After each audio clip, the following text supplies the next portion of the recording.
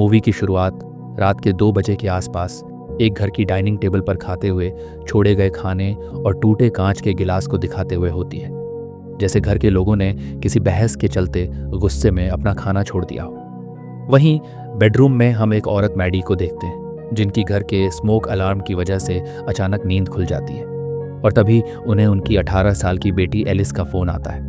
उनकी बातों से समझ आता है कि एलिस अपने माता पिता से हुई किसी बहस के चलते गुस्सा होकर अपने पिता फ्रैंक की कार लेकर घर से चली गई है। मैडी एलिस को कार लेकर वापस घर आने कहती है, लेकिन वह फ़ोन काट देती है। उसके माता पिता को लगता है कि वह शहर से दूर अपने बॉयफ्रेंड जैकब के फ्लैट पर चली गई होगी, लेकिन फिर भी उसके पिता एक बार कंफर्म करवाने के लिए मैडी से एलिस को दोबारा फ़ोन लगवाते हैं। लेकिन इस बार एलिस की आवाज़ बहुत घबराई हुई सी होती है। एलिस रोते हुए उन्हें बताती है कि उसकी कार से एक लड़की का एक्सीडेंट हो गया है, लेकिन उसने ये जानबूझकर नहीं किया। वह लड़की ही अचानक से दौड़ती हुई रोड पर आ गई थी। उसके माता पिता दोनों घबरा जाते हैं। एलिस की माँ उसे तुरंत कॉल करके एम्बुलेंस बुलाने कहती है, तो एलिस भी उन्हें बताती है कि उसने पहले ही एम्बुलेंस को कॉल कर दिया है और एम्बुलेंस वहाँ अगले 20 मिनट में पहुँच जाएगी। वे लोग एलिस को उनके साथ कॉल पर जुड़े रहने कहकर तुरंत अपनी कार से उसकी बताई हुई लोकेशन की ओर निकल पड़ते हैं, जो कि उनके घर से लगभग 40 मिनट की दूरी पर एक घने जंगल के बीच है। एलिस फोन पर उनसे बातें करते हुए बताने लगती है कि उस लड़की का बहुत सारा खून बह गया है। उसकी आंखें खुली हुई हैं, लेकिन वह अच्छे से सांस भी नहीं ले पा रही है।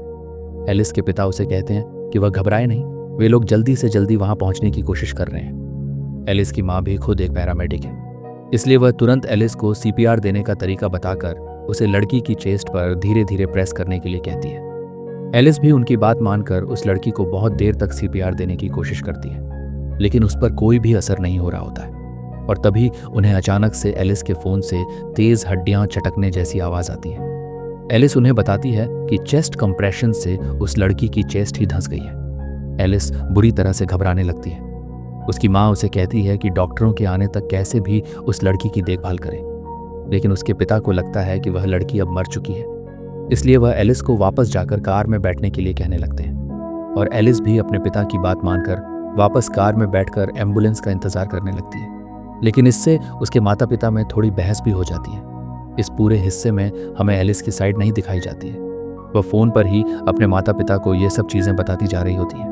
उन्हें लग रहा होता है कि वे लोग पुलिस को समझा लेंगे कि यह बस एक एक्सीडेंट था। लेकिन जब एलिस उन्हें बताती है कि वह घर से निकलने के बाद रास्ते में ड्रग्स लेकर कार में ही सो गई थी और बाद में होश में आकर जब वह जैकब के फ्लैट जाने के लिए निकली तब यह सब हुआ, तो उन्हें समझ आ जाता है कि एलिस से नशे में ड्राइव करते हुए ये एक्सीडेंट हुआ है।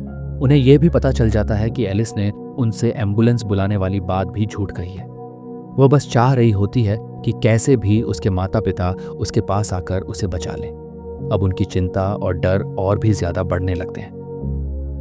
एलिस के पिता तय करते हैं कि वह अपनी बेटी को बचाने के लिए वहां पहुंचकर एक्सीडेंट की सारी जिम्मेदारी खुद पर ले लेंगे, और क्योंकि वह नशे में नहीं है तो पुलिस को यह बस एक नॉर्मल एक्सीडेंट लगेगा। पर एलिस की माँ को लग रहा होता है कि उन्हें एलिस को अपनी गलतियों से बचने का इतना आसान रास्ता नहीं देना चाहिए, वरना उसे हमेशा गलतियां करने की आदत हो जाएगी।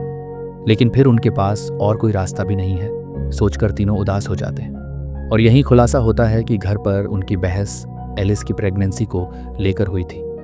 एलिस अपने बच्चे को जन्म देना चाहती है, लेकिन उसके माता पिता चाहते हैं कि वह अपनी प्रेगनेंसी खत्म कर दे, क्योंकि उन्हें लगता है कि एलिस अभी इस जिम्मेदारी के लिए तैयार नहीं है और उसे पहले अपने करियर पर फोकस करना चाहिए। और इसी बहस के बाद एलिस गुस्से में अपने पिता की कार लेकर जंगल की ओर भाग गई थी।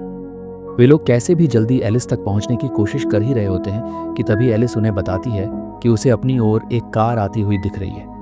उसके पिता उसे तुरंत उस लड़की की लाश को झाड़ियों में छुपाने के लिए कहने लगते हैं और एलिस भी उनकी बात मानते हुए ऐसा ही करती है।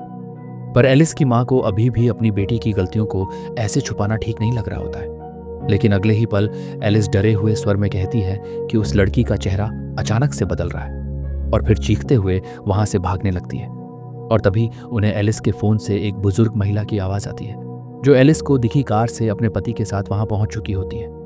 वे लोग पहले तो एलिस से बहुत विनम्रता से बातें करते हैं और उससे इतनी रात में सुनसान जंगल में होने का कारण पूछने लगते हैं। एलिस उस महिला को बताती है कि उसके माता पिता उसे लेने आ रहे हैं और उसे वहां से चले जाने कहती है। लेकिन वे महिला जाती नहीं, बल्कि धीरे धीरे उसका लहजा बदलने लगता है। वह सख्त होकर एलिस से सवाल पूछने लगती है और उसके जवाबों पर उसे जज भी करने लगती है। उस औरत को समझ आ जाता है कि एलिस अभी भी नशे में है। इसलिए अब एलिस की माँ उस महिला से विनती करके किसी तरह उसे वहां से जाने के लिए मना लेती है और वह महिला भी उनकी बात मानकर वहां से जाने लगती है। पर तभी एलिस उन्हें बताती है कि उस महिला को झाड़ियों में उस लड़की की लाश दिख गई है और घबराकर वह अपनी कार लेकर वहां से भागने की कोशिश करने लगती है।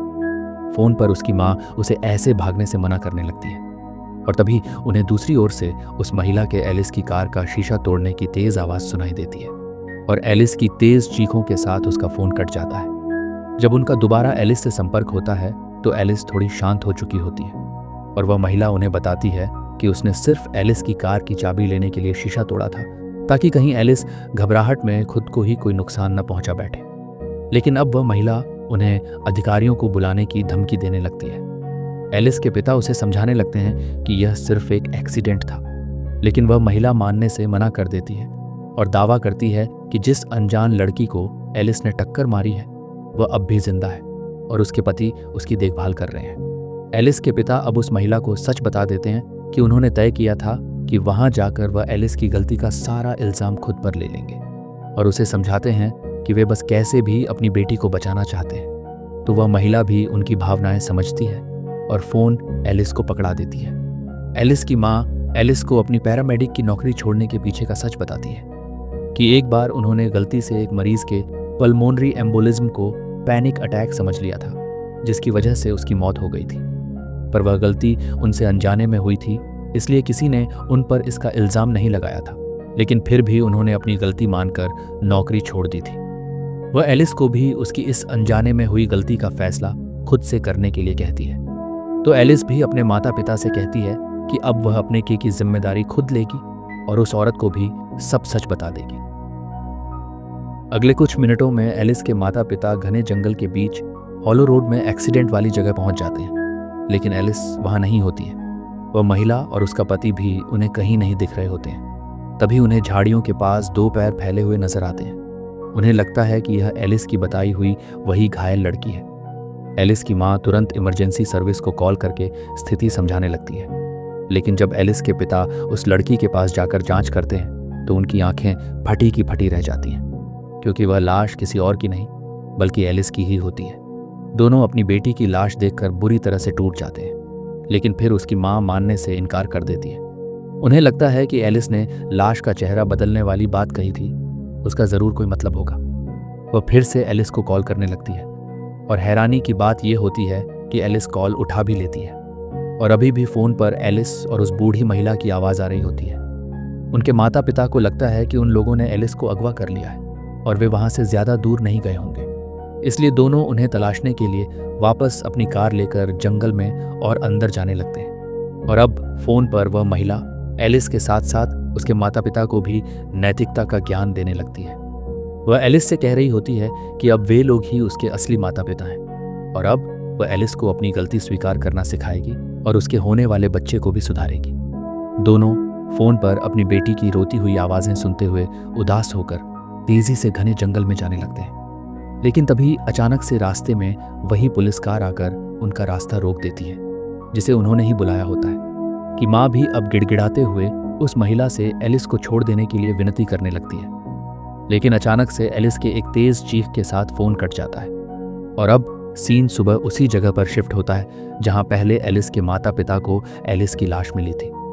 पुलिस उस जगह को सील करके एलिस की लाश की जांच कर रही होती है और पास ही एम्बुलेंस में उसके माता पिता उदास बैठे हुए होते हैं। पुलिस को संभावना लगती है कि रात में नशे में एलिस की कार पेड़ से टकराई होगी और जब वो बाहर निकली होगी तो अंधेरे में कोई और गाड़ी उसे कुचलकर चली गई और पुलिस को एलिस के माता पिता का एलिस से उस पूरे समय फोन पर बात करने, यहाँ तक कि एलिस की लाश मिलने के बाद भी उससे फोन पर बातें करते रहने का दावा भी बस एक ड्रामा रिस्पॉन्स जैसा लगता है, एक झूठा यकीन जिससे वे अपनी बेटी की मौत के गम और सदमे से निपटने की कोशिश कर रहे थे। और इसी अनसुलझी एंडिंग के साथ मूवी यही खत्म हो जाती है।